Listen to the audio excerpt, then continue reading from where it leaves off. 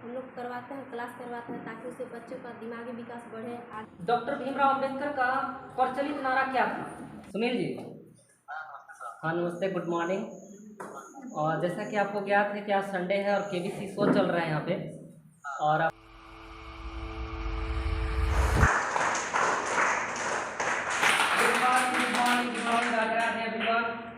Very wishing happy good morning.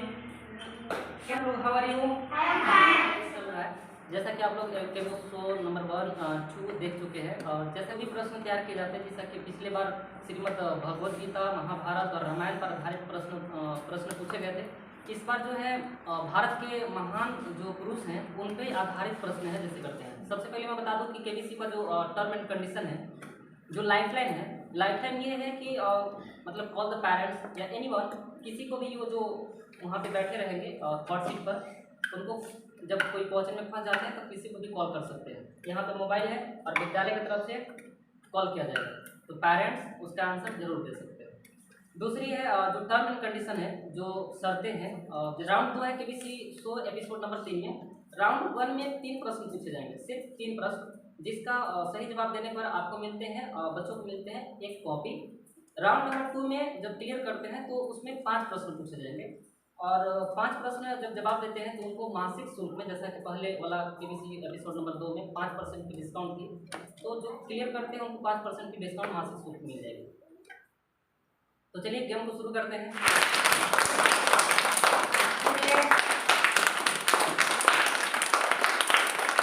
Good good, very good.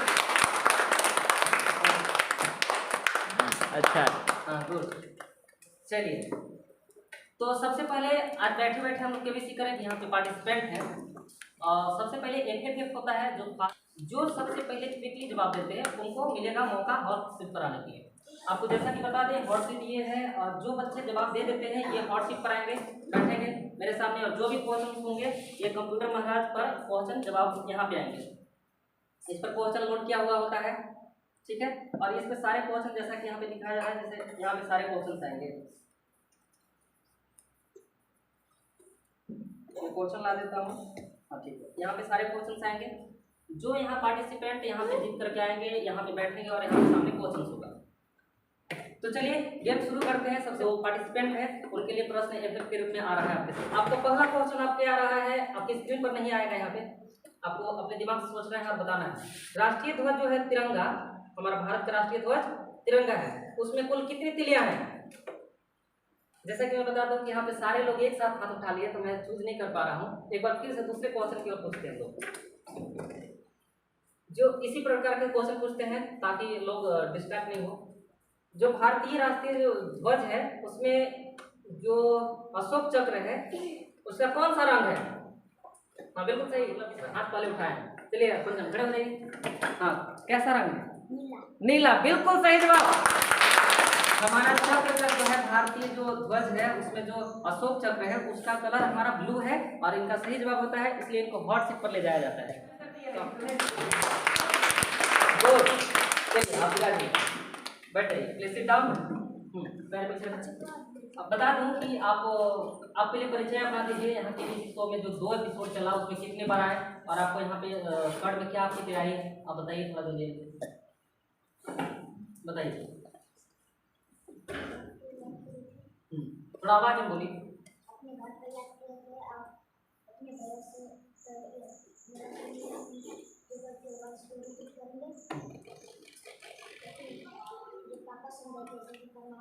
पापा भी समझाए, कौन पे समझाए थे पापा? तो आज का लाइफ लाइन यही है कि अगर आप कभी फंसते हैं तो बार बार हम बताते हैं कि अगर फंस जा रहे हो तो आप लाइफ लाइन को जरूर प्रयोग करो। लाइफ लाइन में क्या है? कॉल एनीवन या कॉल पेरेंट्स। जब आपको कोई क्वेश्चन का जवाब नहीं आएगा तो आप पेरेंट्स को कॉल कर सकते हैं, ये मोबाइल से आपको सामने पेरेंट्स को कॉल लगाया जाएगा, ठीक है। अगर जिनका पेरेंट्स का कॉल नहीं लगता है बाय द वे, तो उनके लिए है क्या कि उस क्वेश्चन को फ्लिप कर सकते हैं, ठीक है। जिनका पेरेंट्स को कॉल नहीं लगता है, अटेंड नहीं कर पाते हैं, तो क्वेश्चन को फ्लिप कर सकते हो, इसके बदले में आपको ये मिलेगा, ठीक है। अब अपना परिचय पहले इंट्रोडक्शन दीजिए आप। चलो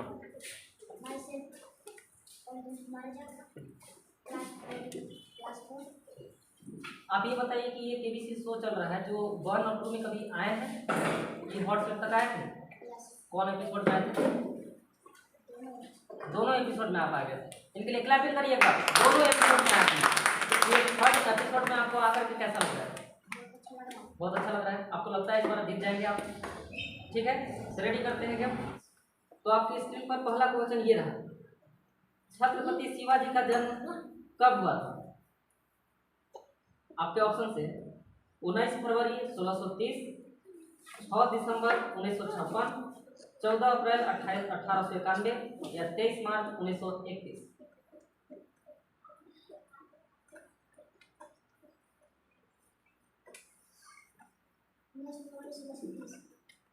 बिल्कुल सही जवाब। मुझे बहुत अच्छा लगा कि इस तरह के क्वेश्चन होते हैं, अधिकतर लोग कंफ्यूज हो जाते हैं क्योंकि यूएसबी वाले में होते हैं, लेकिन ये पंचम बहुत अच्छा जवाब देते हैं। नेक्स्ट क्वेश्चन से, वंदे मातरम का नारा किसने दिया था? बंकिम चंद्र चटर्जी। बिल्कुल सही जवाब। आपके फर्स्ट राउंड के क्वेश्चन हो गए। फर्स्ट राउंड के अंतिम क्वेश्चन आपकी स्क्रीन पर ये रहा, नमक सत्याग्रह कब शुरू हुआ था? नमक सत्याग्रह जो गांधी जी ने चलाया था कब शुरू हुआ था? 12 मार्च 1930, 6 दिसंबर 1956, 14 अप्रैल 1891 या फिर 12 जनवरी 1863।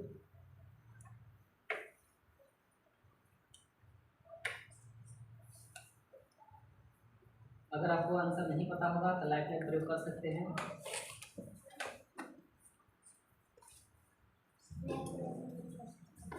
चलिए, लाइफ लाइन प्रयोग किया जा रहा है। तो जैसा कि कॉल द पेरेंट्स था, तो हम लोग पेरेंट्स को कॉल करते हैं। अपना पेरेंट्स का नाम बताइए आप।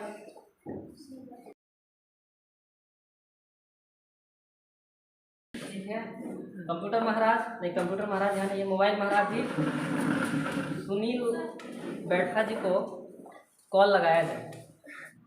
कॉल द सुनील बैठा।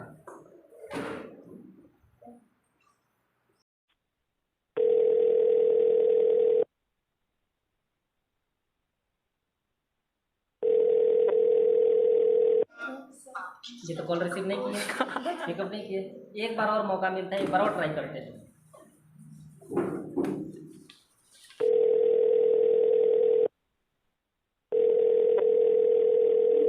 हाँ, रिसीव कर लिए। हेलो सुनील जी। हाँ नमस्ते, गुड मॉर्निंग। और जैसा कि आपको ज्ञात है कि आज संडे है और केबीसी शो चल रहा है यहाँ पे, और आपका बच्चा हॉट सीट पर पहुँच चुके हैं। तो आज का जो लाइफ लाइन था, कॉल द पेरेंट्स या कॉल एनीवन था। राउंड इसमें 2 चल रहे हैं। फर्स्ट राउंड का 3 क्वेश्चन में बच्चा आपका क्वेश्चन में फंस गया है। आप इसका अगर जवाब देना चाहते हैं तो आप दे सकते हैं। आपका क्वेश्चन आपका बच्चा रिपीट कर रहा है, आपको 2 मिनट का समय मिलेगा, इसका जवाब दे दीजिएगा आप। ठीक है, आप क्वेश्चन पूछ लीजिए आप। ये क्वेश्चन इनका है, आप पहले बच्चा से बात कर लीजिए, जो सामने बैठे हुए हैं उनसे बात कर लीजिए, बात हो जाएगा। तो चलिए बोलिए आप।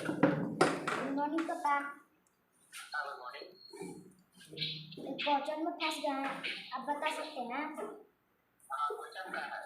क्वेश्चन आपके सामने है कि जो नमक सत्याग्रह कब शुरू हुआ था? आपका ऑप्शन से, जो गांधी जी के द्वारा नमक सत्याग्रह शुरू किया गया था वो कब शुरू हुआ था? आपके ऑप्शन है 12 मार्च 1930 को, 6 दिसंबर 1956 को, 14 अप्रैल 1891 को या 23 मार्च 1931 को। लास्ट वाला 14 अप्रैल 1891।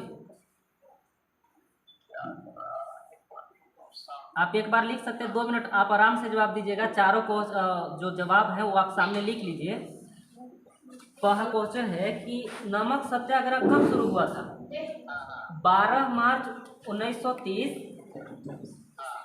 23 मार्च 1931, 14 अप्रैल 1891 या 6 दिसंबर 1956।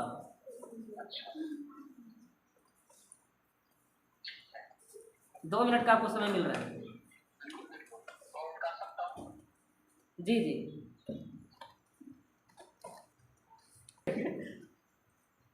अच्छा कोई बात नहीं, चल। जैसा कि सिस्टम में कुछ प्रॉब्लम होने के कारण कॉल कट गया है, लेकिन उधर से वो जवाब दे रहे हैं, उनको 2 मिनट का टाइम मिला हुआ है।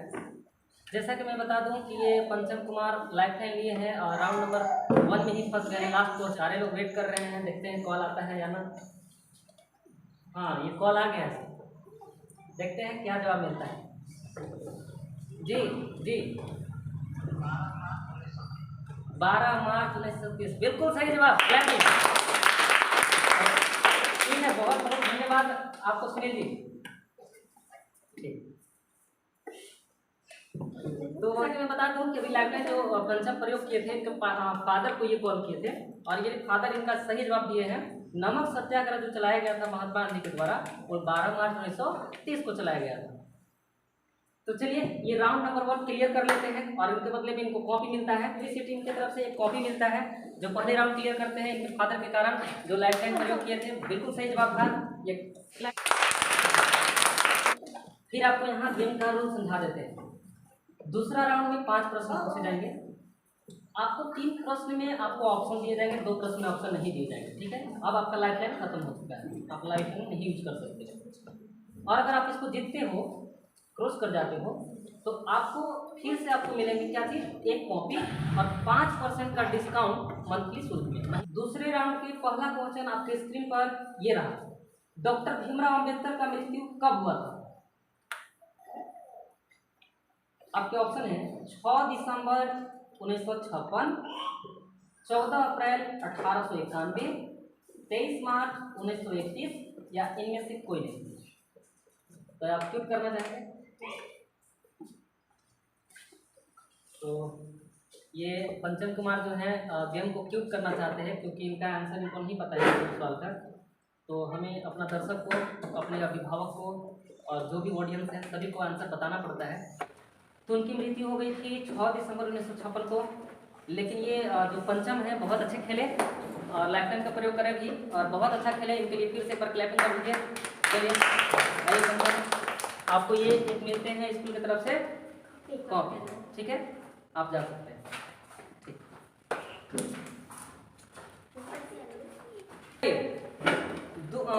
दूसरा ऐप तैयार कराते हैं हम लोग। अब एक दिन में कुल कितने घंटे होते हैं? कौन है ये सृष्टि, स्टैंड अप। कितने घंटे होते हैं? 24 घंटा, बिल्कुल सही जवाब। एक दिन में टोटल 24 घंटे होते हैं। ठीक, बैठ जाइए कुर्सी पर। मुझे ये बताइए कि क्या एपिसोड 1 और 2 में आप आई थी? आई थी दोनों एपिसोड में? बिल्कुल, क्लैपिंग करिए, क्लैपिंग। दोनों एपिसोड में आए हैं। ठीक है, आपको एपिसोड नंबर 3 में आकर कैसा लग रहा है आपको? हाँ, कैसा तैयारी आपका, कैसे तैयारी की आप?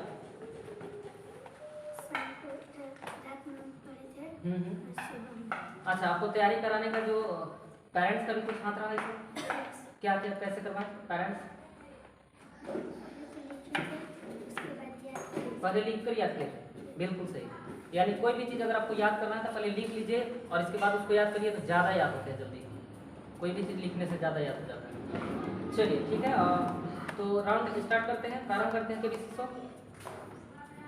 चलिए केबीसी शो प्रारंभ करते हैं। सब आपको टर्म एंड कंडीशन पता है। 2 राउंड होंगे और दोनों राउंड में से आपको पहले राउंड में 3 क्वेश्चन पूछे जाएंगे, दूसरे राउंड में 5 क्वेश्चन पूछे जाएंगे। आपकी लाइफलाइन क्या है? Call the parents. ठीक है ना? तो चलिए, आपका जो पहला राउंड का पहला क्वेश्चन रहा आपके स्क्रीन पर ये रहा। डॉक्टर भीमराव अंबेडकर का प्रचलित नारा क्या था? आपके ऑप्शन हैं दलित आंदोलन, भारतीय स्वतंत्रता संग्राम, शिक्षित बनो, संगठित बनो या इनमें से कोई नहीं। अगर आपको जिसका आंसर नहीं पता होगा, जल्दबाजी में प्रश्न का गलत जवाब नहीं देते। बिल्कुल, आपका क्वेश्चन है डॉक्टर भीमराव अंबेडकर का जो प्रचलित नारा था, वो प्रचलित नारा क्या था? पहला भारतीय स्वतंत्रता संग्राम, शिक्षित बनो, संगठित बनो या फिर दलित आंदोलन या इनमें से कोई नहीं। बिल्कुल गलत जवाब। बहुत दुखित के साथ कहना पड़ रहा है कि पहला राउंड के पहले ही क्वेश्चन सृष्टि गुप्ता के द्वारा गलत जवाब दे दिया गया है। लेकिन सर लाइफलाइन तो था ना? लाइफलाइन था तो ये प्रयोग नहीं की ना? प्रयोग नहीं की। लाइफलाइन आपके पास है ना? आपको डाउट था तो आप लाइफलाइन का प्रयोग कर सकते थे। जो डॉक्टर भीमराव अम्बेडकर का जो प्रचलित नारा था वो था शिक्षित बनो संगठित बनो, और जो जवाब दिए है भारतीय स्वतंत्रता संग्राम, ये भगत सिंह का प्रचलित आंदोलन था।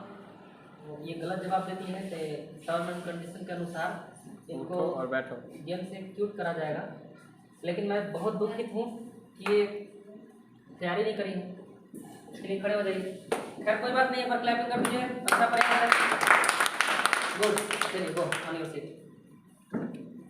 लास्ट राउंड है और लास्ट इफेक्ट है जैसे कि पंचम आ चुके हैं, सृष्टि गुप्ता आ चुकी है, लेकिन इफेक्ट में अभी सही जवाब देती है तो फिर से आने का मौका मिलेगा आपको। तो देखते हैं क्वेश्चन पूछा जा रहा है आपका जो इफेक्ट के लिए है। जय हिंद का नारा किसने दिया था?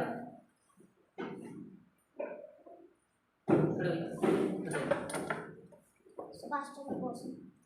बिल्कुल सही जवाब, सुभाष चंद्र बोस ने, बिल्कुल सही जवाब। तो एक बार फिर से पंचम कुमार आ जाते हैं हॉट सीट पर। Please come in, please welcome पंचम कुमार, प्लीज सिट। तो गेम का रूल ज्यादा नहीं समझाते हुए आगे गेम को प्रारंभ करते हैं। हैप्पी। तो एक बार फिर से हॉट सीट पर आ गए हैं पंचम कुमार, और मुझे बहुत खुशी हो रही है कि पंचम इसमें बहुत अच्छे से तैयारी किए हैं। सृष्टि गुप्ता को मौका मिला था, ये पहले क्वेश्चन का ही जवाब गलत देकर के गेम से बाहर हो गई। दूसरी बार फिर से इनको मौका मिलता है। चलिए गेम को प्रारंभ करते हैं। फिर सब वही टर्म एंड कंडीशन है, ठीक है। पहला आप लाइफलाइन भी प्रयोग कर सकते हैं।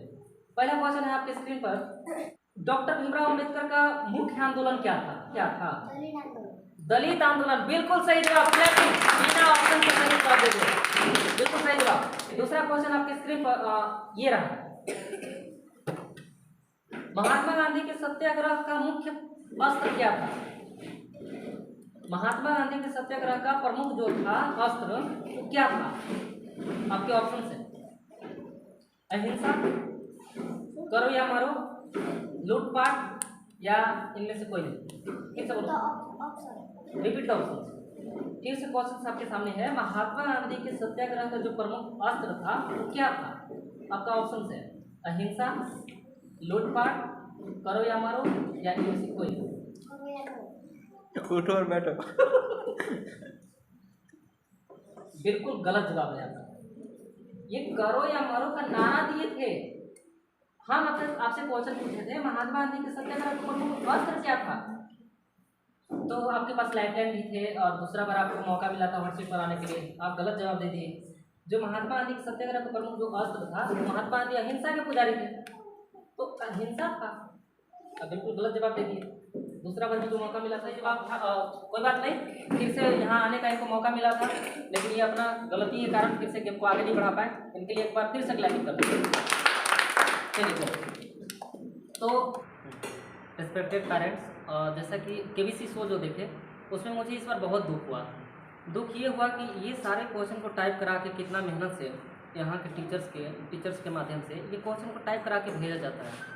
अब आपके पास हर घर में फ़ोन है, हर घर में मोबाइल है, तो ये नहीं है सिर्फ कि यूट्यूब देखने के लिए, वीडियोज देखने के लिए, व्हाट्सअप फेसबुक चलाने के लिए या फिर कुछ और भी चीज़ें, आप बच्चों के लिए भी उसे यूज़ करवाएं। आपको ये क्वेश्चन भेजा जाता है तो आप बच्चों को टाइप करके भी दिया जाता है। आप थोड़ा सा अगर बच्चों को नहीं दिया जाता है तो आप उनको कॉपी पर लिखने के लिए करवाइए, याद करवाइए।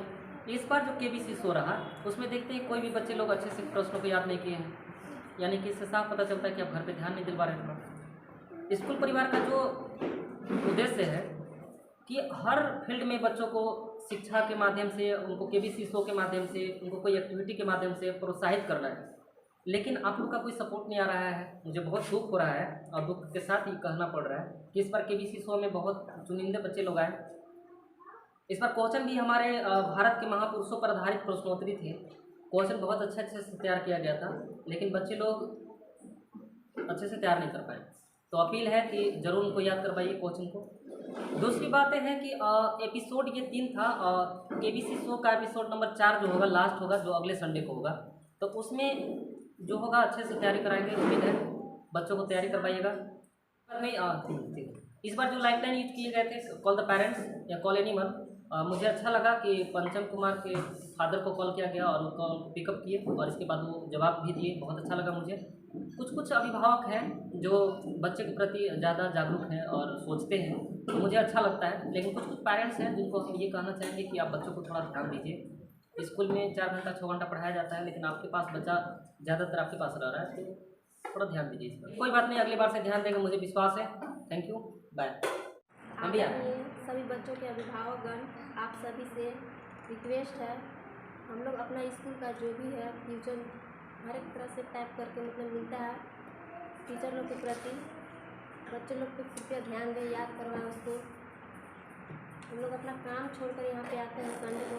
ऐसा कोई भी स्कूल नहीं है मतलब जहाँ पे संडे को क्लास चलता है, हम लोग करवाते हैं, क्लास करवाते हैं ताकि उससे बच्चों का दिमागी विकास बढ़े, आगे बढ़े। संडे है, मिस बता रही हैं कि आज कुकिंग एक्टिविटी भी कराना है। मेरा विश्वास है कि संडे को जो एक्स्ट्रा एक्टिविटी कराए जाते हैं जो दैनिक जीवन में काम है, तो आज हम लोग को संडे एक्टिविटी में, संडे स्पेशल प्रैक्टिकल एक्टिविटी में कुकिंग एक्टिविटी है जो मैं मिस लोग सिखाएंगी बच्चों लोग को रोटियां बनाने, भुजिया बनाने, कि कैसे भुजिया को काटा जाता है, कैसे भुजिया बनता है और कैसे रोटी को बनाया जाता है। ठीक है मिस। तो संडे को हम कुछ पेरेंट्स भी होते हैं, बहुत सारे पेरेंट्स ऐसे हैं जो अपने बच्चों को नहीं भेज रहे हैं।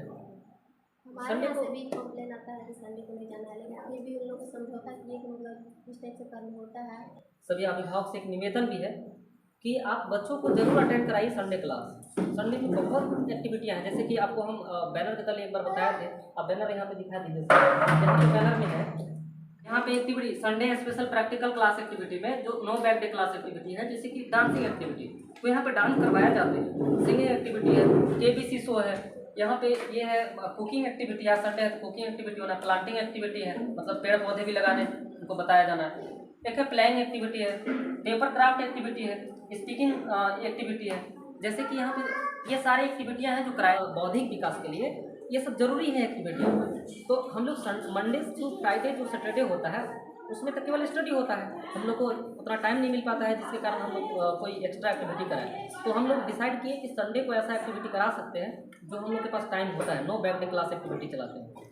तो सभी अभिभावक से अपील है कि बच्चों को जरूर संडे को भेजें, और मिस लोग को हम बहुत रिक्वेस्ट करके बुलाते हैं संडे को, इनके पेरेंट्स से बात किए हुए हैं, तो ज़रूर आप ऐसा करें। मेरी कोई बात नहीं, अगली बार से ध्यान देंगे, मुझे विश्वास है। Thank you, bye.